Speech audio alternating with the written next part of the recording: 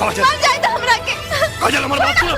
हम सब कुछ बर्दाश्त कर सकता नहीं, लेकिन सौत नहीं की बर्दाश्त कर सकत। छोड़ हमके। काजल काजल हम तो हर कसम खा के कहता नहीं काजल, हम सिर्फ तो से प्यार करें काजल।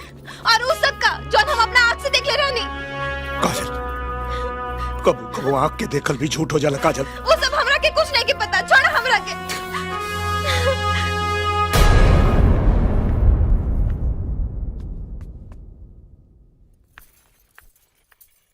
अरे तू यहाँ आ गेलू? का करी, भात और भतार बिना मने ना लागेला।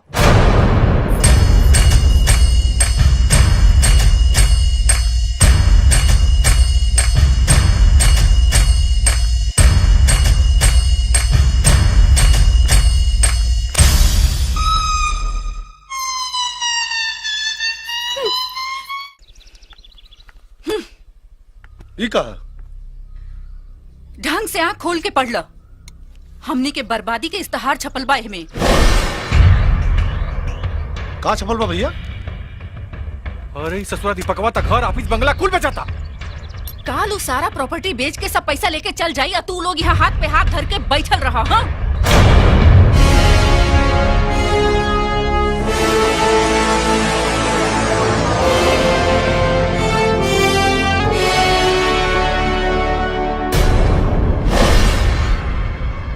तू का सोचा तारे? का सोचा तारे तू कि तू हमरा से बिना पूछले सारा प्रॉपर्टी नीलाम कर देबे? जा जा, हम कोर्ट से स्टे ऑर्डर ले आई। माता जी तोहरा के का लागता हम कच्चा गोली खेलने बानी? हाई जवन स्कूल खोल के तू चलावत तारू, ए स्कूल के मास्टर डिग्री हमरा लगे बा। और तोहरा के पता नहीं के कि सारा कानूनी कार्रवाई कैला के बाद इस्तेहार देले बानी। और एक बात और बताई तू लोग के, हम दीपक ना हैं, राजा है।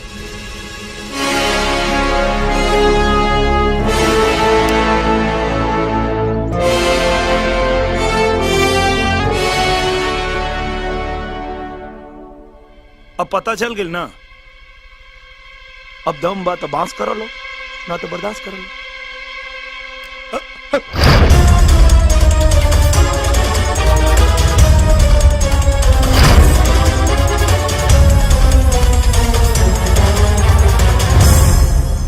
चला ड्राइवर।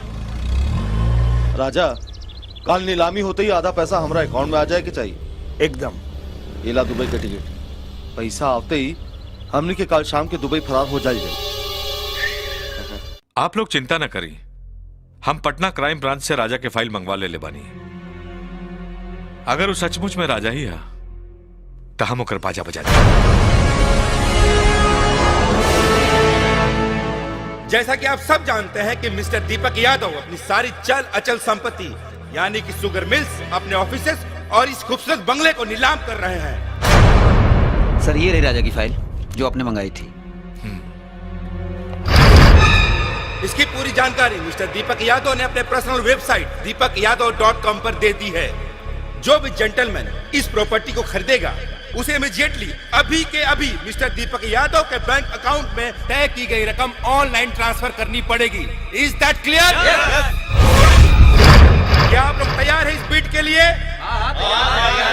इस प्रॉपर्टी की सरकारी कीमत है 500 करोड़ रुपए, 500 करोड़ रुपीस।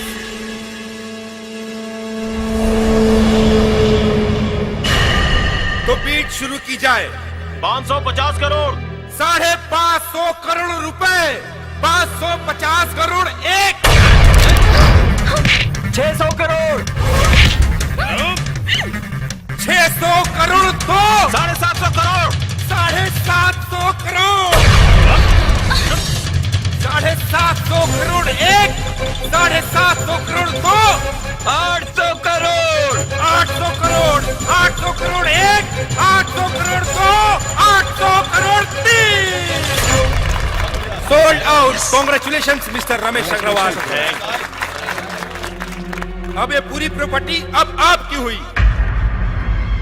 मिस्टर रमेश अग्रवाल, जैसा कि आपको पहले ही बताया जा चुका है कि आपको तय की हुई रकम को मिस्टर दीपक यादव के बैंक अकाउंट में ऑनलाइन अभी ट्रांसफर करना पड़ेगा।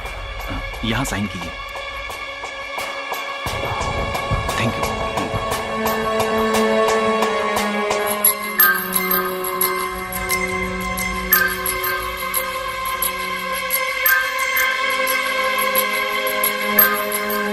अभी के अभी आधा पैसा हमारा अकाउंट में डाला। हाँ डाल देते। हेलो, अपना प्रॉपर्टी के तो नीलाम कर दे, लेकिन अपना दू को मेहरारू और अपना बहन के इज्जत के नीलाम होके से कैसे बचेबे? और अगर बचावल चाहता रहे तो चौका घाट वाला स्टील फैक्ट्री में आ जाओ। हेलो हेलो, कहा सोचा तारा? हमारे अकाउंट में पैसा डालो ना। हाँ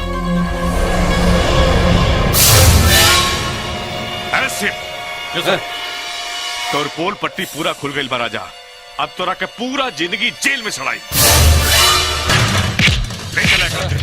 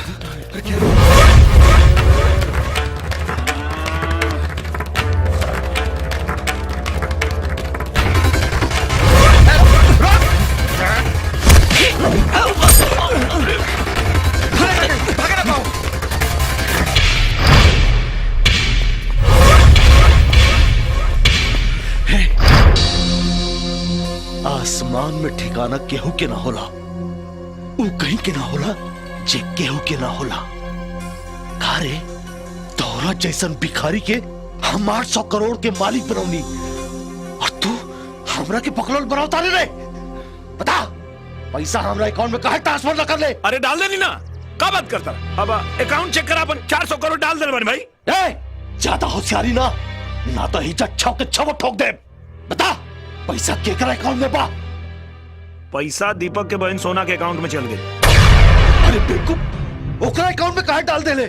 काहे डालने मतलब? वो हमरा के राखी बनले रहता, हमार भाई ओखला के ना तो कुछ फर्ज बनला कि ना? अरे बकलोलवा, अरे एगो राखी के बदले में 800 करोड़ दे दिले। अरे सूट दे देते, साड़ी दे देते, और नहीं तो सोना के अंगूठी दे देते। ठीक बा, तू भाई के फर्ज निभाव लेना। अब हमरा गोली की गरज देख।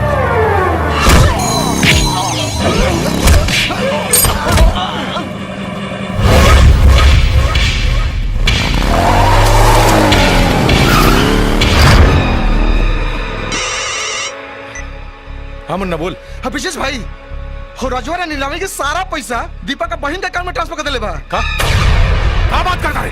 ओकरा मुंह से हम खुद सुननी हां। काबिल भैया, अरे वो रजवा नीलामी के सारा पैसा दीपक के बहन के अकाउंट में ट्रांसफर करवा दिलस। का बात करता अरे रहा? सही कहा तानी, वो रजवा अपना मुंह से मुन्ना के बतौलस।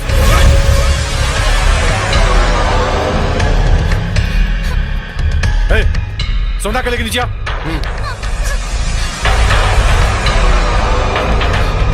चल चल चल।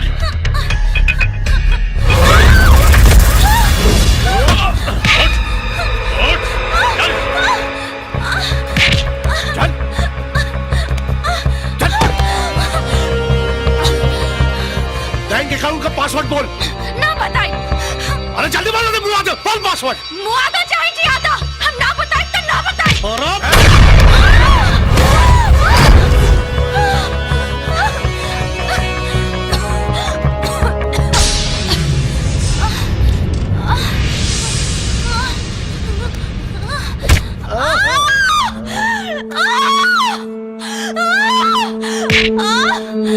चाहे है? पासवर्ड बोल, पासवर्ड बोल, ना बताई। पासवर्ड बोल। ना बताए। बोल।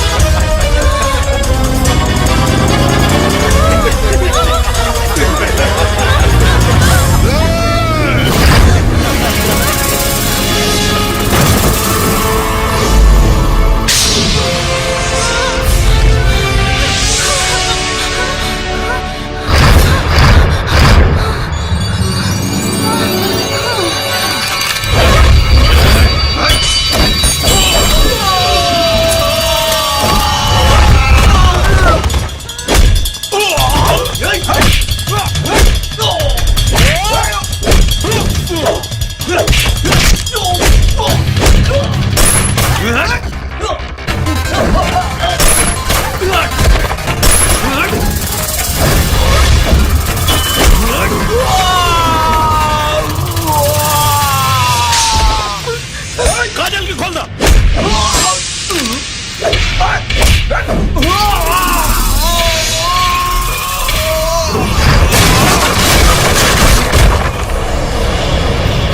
खोलो हमारा हाथ। तू मर ही जी। अरे खोलो, अरे खोलो, अरे खोलो।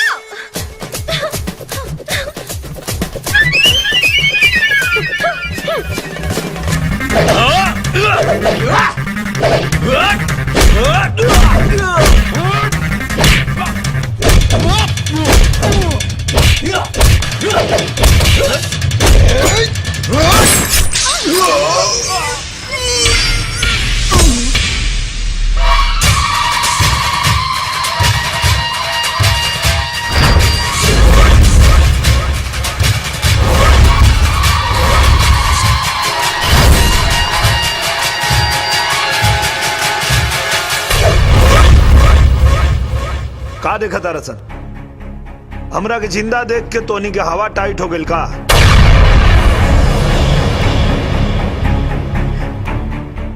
का हो ब्रजेश चाचा, तोरा के तो हम अपना माथा पे बिठा के रख ले रही, लेकिन तू लोग साबित कर देला कि जूता चाहे चमड़ा के होखे या सोना के, जूता के हमेशा पैर में रखे के चाहिए। गोड़ लगाता नहीं है माई, बा माई बा। तोरा के तो हम अपना सगी माई से बढ़ के समझत रहे, लेकिन तू ही साबित कर दे कि सौतेली माई आखिर सौतेली होखेली।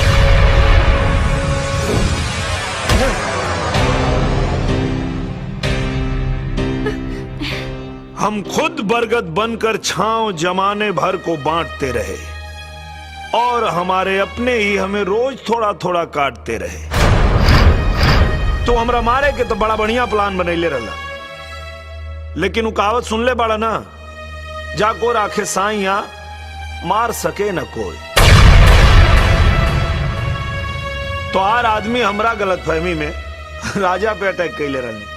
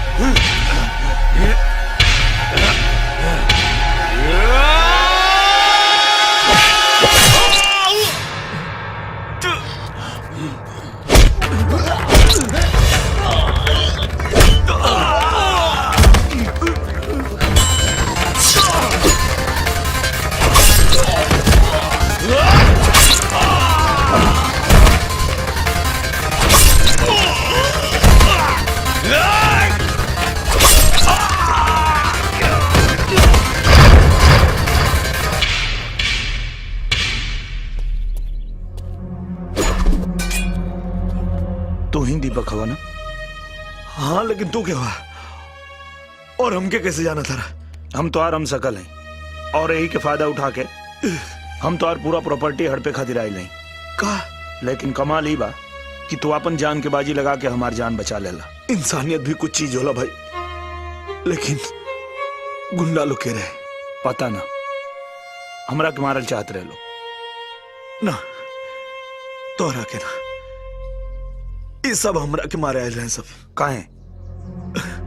ये तो पता नहीं के, ये तो पता लगावे के बा गुंडा लोग के रहे। एक तरीका बा कैसे ये आदमी हमनी के कद काठी के बा, एकरा के तोहार कपड़ा पहना के तोहरा गाड़ी में डाल के खाई में फेंक दिया जाओ।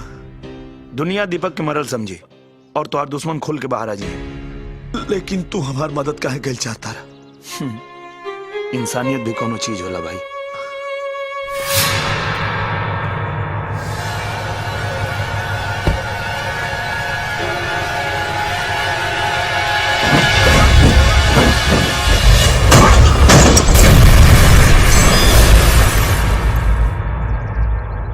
हमरा के मरल समझ के तोनी के अपन जात बता देला सन। हम और राजा मिलके तोहनी के औकात बता देनी है। ठीक से याद करो लोग, जब तोहनी लोग दीपक के मरल समझ के सोना पे अत्याचार करत रह लोग, तब तोहनी लोग के बैंड बजावे खातिर हम आइल रहनी।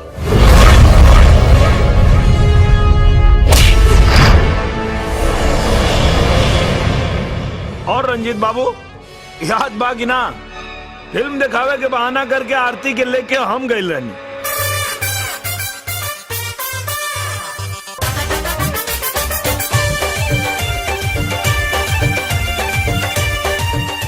और आरती के मोटरसाइकिल पे बिठा के हम ले गए रहनी। तू लोग कम नहीं खा, हमरा मेहरारू काजल के खोज निकल रहा लोग और हमरा के आरती से बियाह करे खातिर मजबूर करे लगला लोग। लेकिन तू लोग के जान के बहुत हैरानी हुई कि आरती से बियाह करे खातिर हम ही भरले रहनी हम, लेकिन आरती के मांग में सिंदूर हम भरले रहनी।